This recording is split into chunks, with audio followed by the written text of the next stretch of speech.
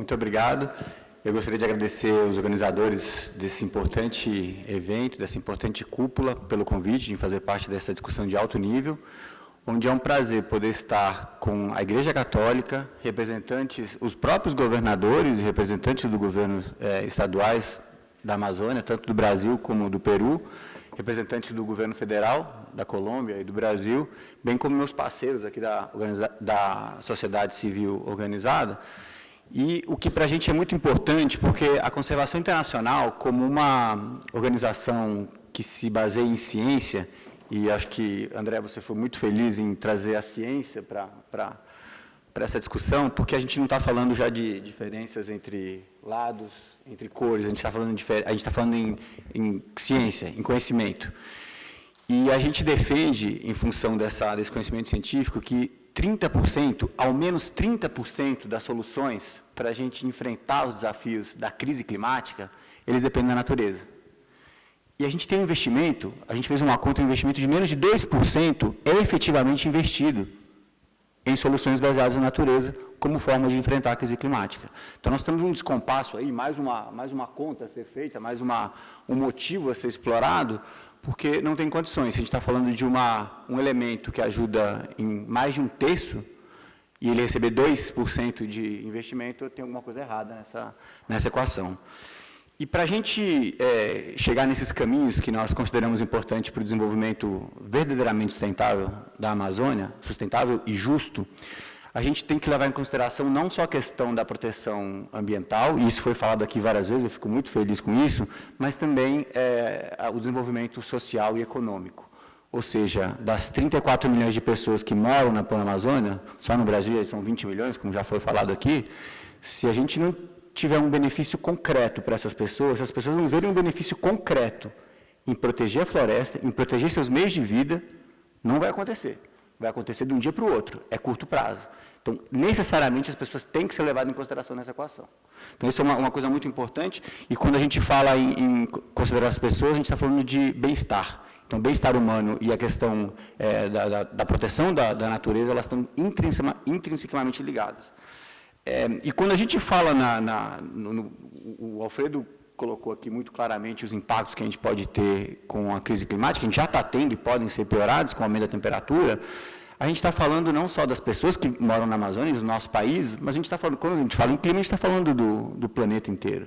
E, principalmente, você colocou bem, André, principalmente quem está fazendo uso do solo, ou seja, o agronegócio vai ser o principal impactado com essa questão, se a gente não levar em consideração os investimentos que precisam ser feitos com a questão climática. Então, eu queria trazer esses pontos e também lembrar que, nos 30 anos que a Conservação Internacional vem trabalhando no Brasil, a gente tem um foco muito grande na conservação, na criação de áreas protegidas, na ampliação de áreas protegidas, fortalecimento dessas áreas protegidas. Mais recentemente, o outro lado da moeda também se mostrou necessário, que é a questão da restauração florestal. E a restauração florestal não só como a restauração de um ecossistema especificamente, de um ecossistema indispensável, mas a restauração florestal também como um meio para a geração de renda e trabalho.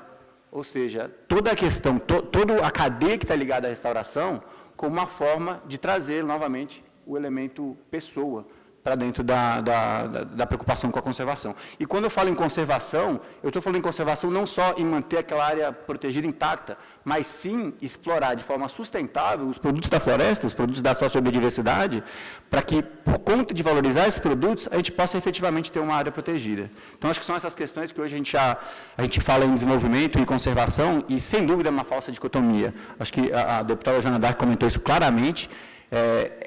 Essas questões, elas estão, do nosso ponto de vista, e eu acredito que de muitos de vocês, pelo que eu escutei aqui hoje, elas andam juntas. Então, me parece isso muito, muito importante. Eu gostaria de ressaltar também a parceria que nós temos. Hoje, a Conservação Internacional ela tem parceria formalizada com 5 estados da Amazônia brasileira, se tratando de Brasil, por meio do projeto Paisagens Amazônicas Sustentáveis, que é um projeto do chefe do Fundo Global do Meio Ambiente com o Banco Mundial, junto ao Pará, ao Amazonas, Acre e Rondônia. E junto ao governo do Amapá, com um projeto do GCF, Task Force, no qual a gente vem implementando desde esse ano, e também no Fundo Amapá, junto ao governo.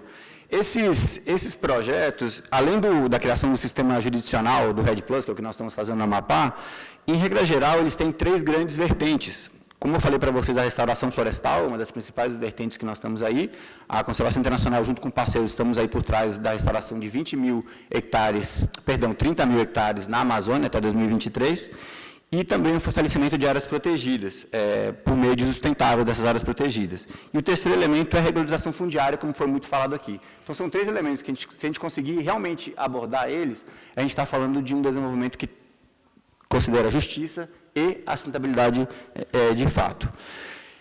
Por último, para finalizar, só lembrando, acho que já foi falado aqui, mas acho que nunca é demais repetir, é para ontem. Nós não temos plano B. A nossa casa comum, ela é a única. Então, o plano B não existe nesse caso aqui. Em planejamento, a gente sempre quer ter um plano B, uma alternativa. Nesse caso, lamento informar que, se a gente não der conta desse nosso recado, em menos de 10 anos, não tem outra opção. A gente acredita que não tem outra opção. Então, é para agora. É agora que a gente precisa atuar. Então, quando o governador Wellington coloca o que nós vamos fazer, efetivamente, isso tem que ser realmente direcionado.